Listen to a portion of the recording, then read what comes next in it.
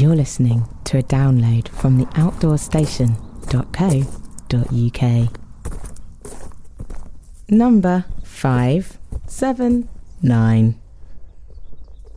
Well, good morning everyone, and welcome once again to another podcast here on the Outdoors Station. And as you can tell, I'm outdoors. It's a beautiful autumnal morning as I record this. So quiet on the road, which is very surprising considering it's a working day.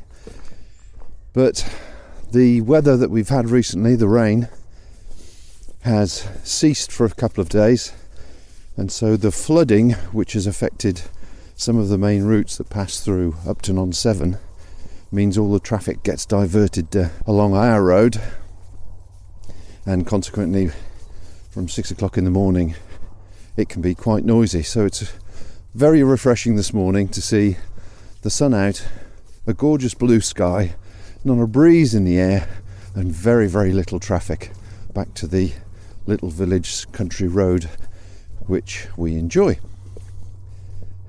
This morning you join me as I take Pip, our little spaniel, for her morning walk. Unfortunately, she's just come back from the vets. Being a typical spaniel, she does tend to roll and get into stuff, and she's managed to pick up an ear infection. So we're hoping that a dose of antibiotics will improve the situation before we have to get to the very expensive option of an operation and living with a plastic cone for goodness knows how long, where she continually bashes into everything in sight, bless her. But she wouldn't know it. She's as happy as Larry. She's got her nose down in the wet dewy grass, her tail is wagging, she can smell pheasants or roe deer. We get a lot of roe deer this year down in this backwater, as we are surrounded by a chap that has rewilded a lot of his ground, which is making for a very quiet environment. The boundary is a sort of a U shape, and he owns the land all around us, and he's got a plantation of Christmas trees which is, I think, going to be harvested very soon, a couple of wild paddocks where he's just let it go wild, several copse, and he's planted a small woodland of birch trees, which is lovely, and basically let the wildlife have free rein. So it makes it a pleasure to walk through it on the footpath. We're about to cross the stile, then head down to the stream, and then through another copse into the next field, which belongs to a local farmer, strangely enough related to the Lee and Perrins family. People in the UK will recognise that name, and we then go across his land before we head up to the back little side road and then down another couple of fields. Alright then, Pips, let's get you back on the lead.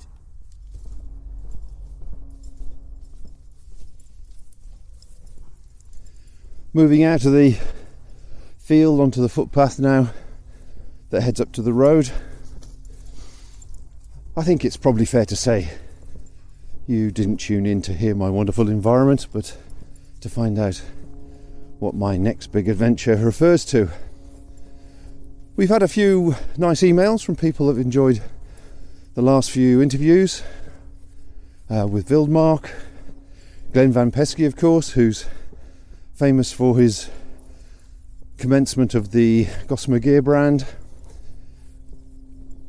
Katie Parrott, the invincible Katie Parrott, and the very inspiring Zara Lachlan, who should be setting off any time now from Portugal for this incredible 3,500 mile row across the Atlantic. I am absolutely in awe of her. So if you haven't listened to that, please do, and if you can, give her a little bit of social media support, or support the causes that she's doing it for. She's a very impressive woman, I have to say. And these moments of inspiration have really got Rose and I going as well. Obviously, with the closing of the business, it's freed us up, and it's taken us, best part of 6 months really, to actually get our head around the fact that we're not doing it anymore. Obviously, she has a endless list of jobs for me to do, some of which I've managed to tackle, and some of which I've managed to avoid, as husbands do. But that list, I can tell, is never going to go away. There'll always be something else at the bottom of it. And I think it's only put there really to make guys feel inadequate, because their list is never finished. Anyway, on top of all that, we've decided to go flash packing, I think Rose calls it. Flash packing again. And we are heading off very soon to Southeast Asia. Now, if we turn the clock back, gives you an idea of how old I am. Probably best part of 40 years. Last time Rose and I went backpacking around the world,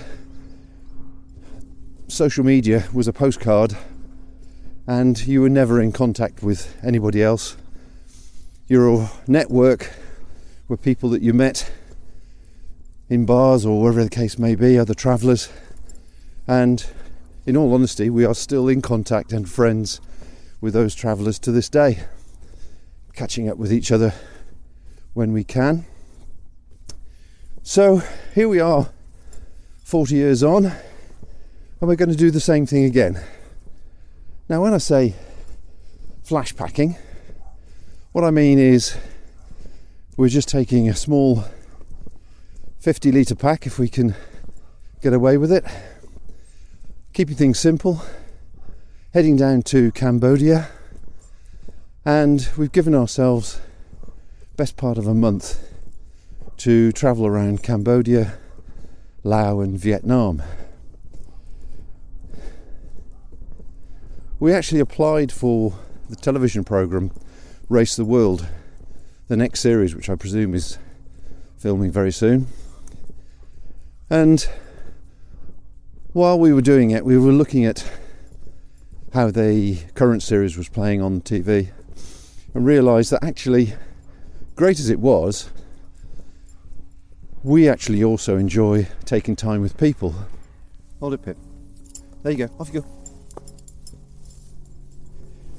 Yeah, we enjoy spending time with people and getting to be involved with local communities, etc. So yes, we will no doubt be visiting the flesh pots, and certainly want to go to Angkor Wat and a few other places which are on the tourist trail. But looking online, there does seem to be a circuit almost these days, which to us takes away the spontaneity of it. Podcasting around the world. It's all about getting out and having much more fun. This is the Outdoor Station. So what we're hoping to do is go back to our adventure travel days, keep things simple, spend a couple of days tuning in on the first city, Phnom Penh, and then take you guys with us as we start to explore and get involved with different communities, rural communities in particular, in whatever route that we take. We've actually only booked a couple of nights in Phnom Penh. That's the only thing we've booked so far. That's purely, as I say, we like to tune in, and by that we found from experience that this involves just sitting and watching how the country works, how it evolves, the social levels, the different standing, keeping an eye out for genuine people, as it were, and those that are watching you for different reasons perhaps. So if you'd like to come along with us, that's what the plan is. I do wonder whether we've got enough time to do all three countries, because Vietnam is huge. It's just long and thin, and I'm sure you could spend the entire time in one little area. What I don't want to do, and what we don't want to do, is spend all our time travelling, lovely as it is to meet other people, actually spending all that time travelling can be exhausting and not really achieve an awful lot. So as good as it is to meet other people as you do when you travels, but actually not being based somewhere doesn't really get you involved with the local community.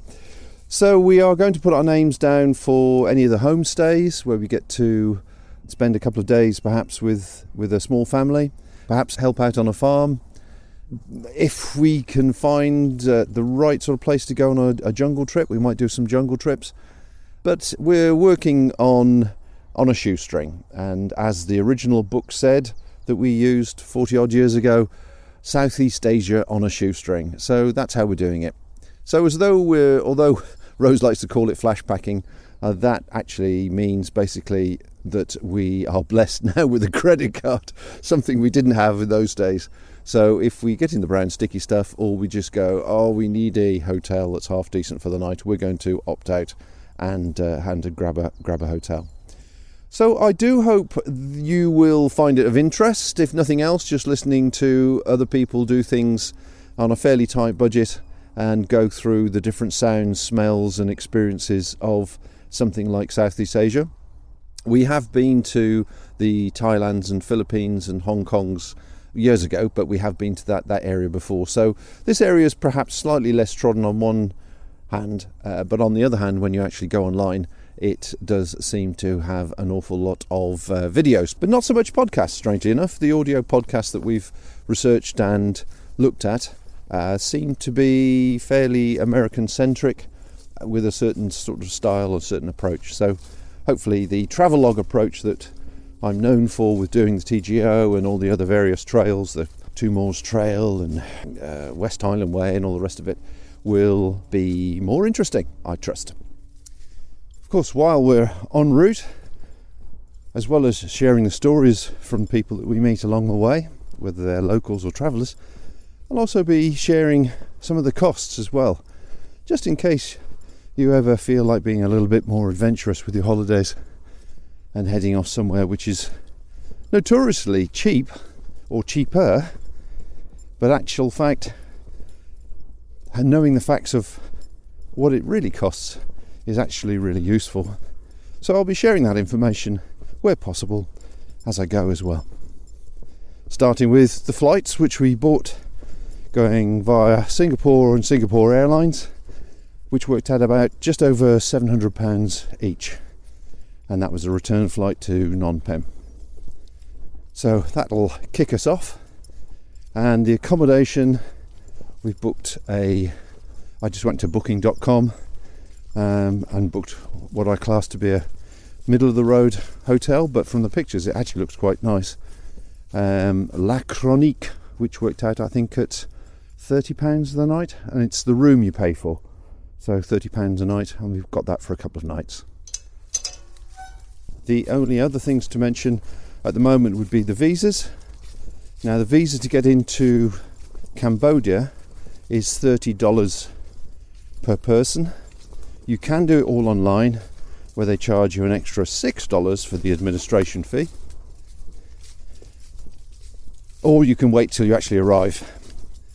But we've done that already and set that up and running. And then back to the phone, unfortunately.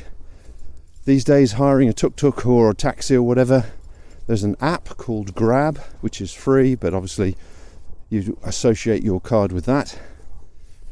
And just need to pick up an eSIM card so that we have the data connection. But from all accounts, apparently the connections, Wi-Fi and internet is very, very good throughout certainly Vietnam and Cambodia. And I've been advised to use a VPN, which is a virtual network for security.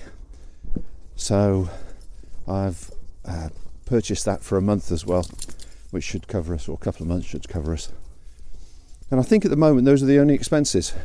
Apart from train and travel, we found it's going to be obviously November as we head down to London to catch the plane.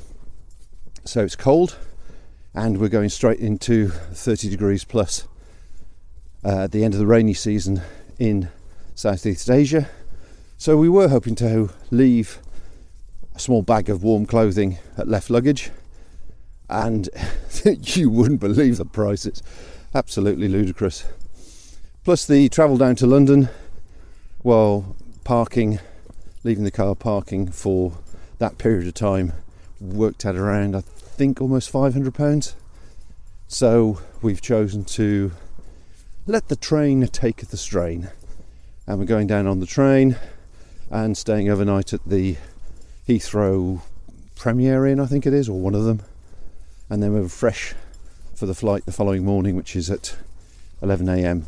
So without all that last minute panic of getting down there, getting the car parked and all the rest of it. So that's where we stand at the moment, and I think the cost for the train return trip was probably, I'm scratching my head now, I think that's around the £80 mark, and Premier Inn was £40, something like that. So I think the UK side of it, travelling down, staying, and then travelling back, was all in for around the, I need to double check this, but I think it was all in for around the £130, £140 mark. Now, the only other thing that is throwing us slightly, and it's more a case of our age, I think, really, is that we're used to doing things the old-fashioned way, very much like the Race Around the World or Race the World TV programme. In other words, without mobile phones and computer connections. It just wasn't a thing in our day. So, as much as it's like a huge advantage to be able to have that, I guess, to do some research, I think it takes a lot of the personality out of it. So in days gone by, you would meet somebody at a hostel or a bar or whatever it may be, wherever the backpackers hang out, and everybody would be talking about their experiences along the road, as it were, before and after you. So somebody would jot into your book, "Don't go here, terrible," and somebody else would put, "This is a great place, well worth it, make sure you haggle," sort of thing. And I realise people put comments like that these days on the forums, but the forums are also bombarded by a huge amount of spam from either local service providers or people that are deliberately trying to mislead you. I don't know. So we're hoping that perhaps a combination of both techniques might be the solution, and we will find out more about the local area with local people and share it with you and see who's travelling through, maybe where they've come from, where they're going to, and any great travel experiences, hints and tips they might have along route. So that is, in a nutshell, Bob and Rose's Next Big Adventure. We're off to Southeast Asia, Cambodia, Vietnam and Laos, and we're going to share the story with you. So I do hope you download, have a listen, and please leave comments. Always good to get some feedback if people are enjoying it or not. Until then, I shall enjoy this lovely, crisp, clear autumnal day. Apart from that plane that seems to be doing loop-the-loops above my head, which is most annoying when I want to do some recording. So, until we speak again, folks, take care out there, and bye for now. Go on, Pip, on your lead. Yeah. Thank you for listening to this podcast. To hear or see more from our extensive free library, please visit theoutdoorstation.co.uk.